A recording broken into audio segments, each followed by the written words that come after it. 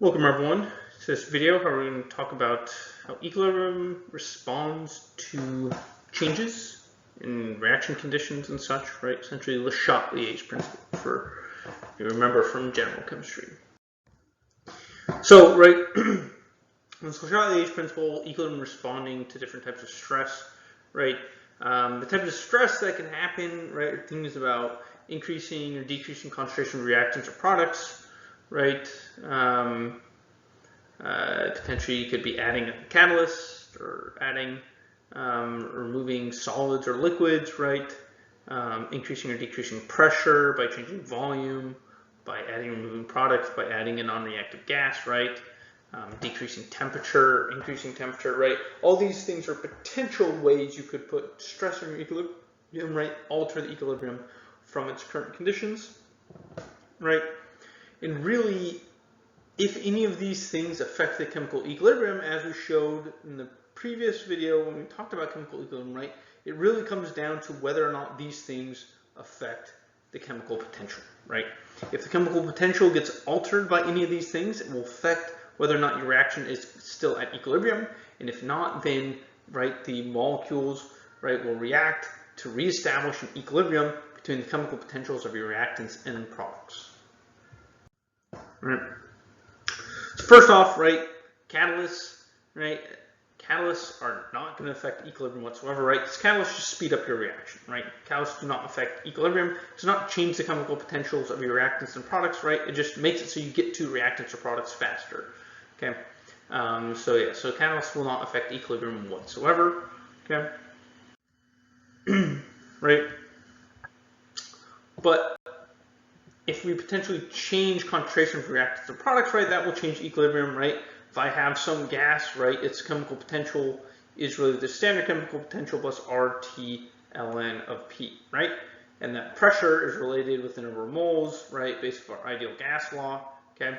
And so if I change the number of moles of my gas, I'm changing its pressure, it's modifying its chemical potential, so it's going to pull things away from equilibrium, and things are going to react to reestablish that equilibrium, right? And so if I pull away some reactants, I lower the chemical potential of the reactants, right? That means some products are going to form the reactants, okay, right, in order to equilibrate the chemical potentials again between reactants and products, right, to undo what you just did, right? But I can do other things, right? If I add or remove a solid or a liquid, right, or say a solvent, or as a catalyst we just talked about, right, none of these things will affect the chemical potential, right? Chemical potential of a solid is just its like standard chemical potential. It's unchanging, right, with sort of the amount of solid that you have. As long as you have some amount of that solid, its chemical potential is remaining the same, right? Because chemical potential for a solid and liquid is related with, say, like its density and things like that, which is unchanging with the number of moles, while the density, right, that pressure, molar volume, number, right, of a gas changes with the amount, right? Same with aqueous ions, right? Its concentration, its effective density, right, changes with the number of moles that you have, okay? But that's not true for solids and liquids, right? And similarly, if you were to increase the pressure in your system by adding an inert gas, right, assuming kind of ideal gases, that won't affect anything, right? Because, right, the pressure of your gas is based off of what the volume of the container is and the temperature it's at and the number of moles, right? So if I add an inert gas, the total pressure inside that chamber will change, but the pressure of an individual gas is not changing because I'm not changing the number of moles of that gas, I'm not increasing the volume that that gas is in, and I'm not changing the temperature that the container is in, right?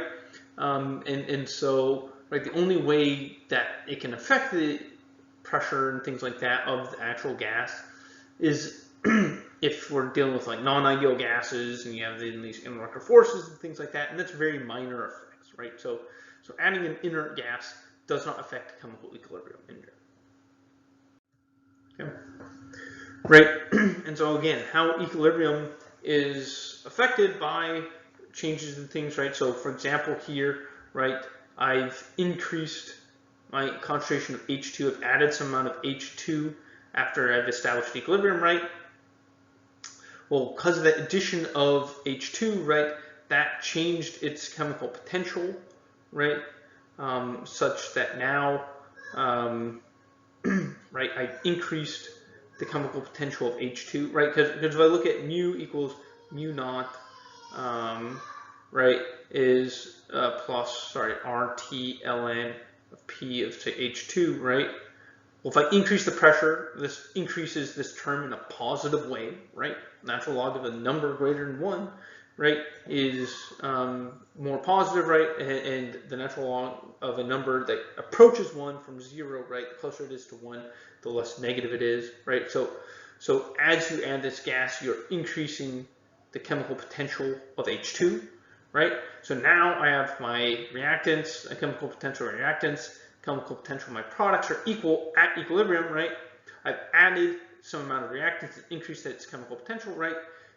The system wants to have equal chemical potentials, and so it's going to get rid of some of the reactants in order to reduce the chemical potential, right? So this is what I did, right? I added H2, so increase that chemical potential, right? Its response, right, is that the chemical potential of the reactants is going to go down by consuming some of the reactants, and the chemical potential of the products is going to go up by forming some products, so that equilibrium can be reestablished where mu of the reactant is equal to mu of the products, right? And that's what we see happening, right? The chemical potential goes down for both the reactants, and it increases for the products, right?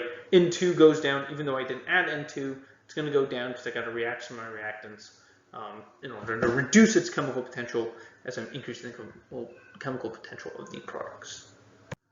Okay.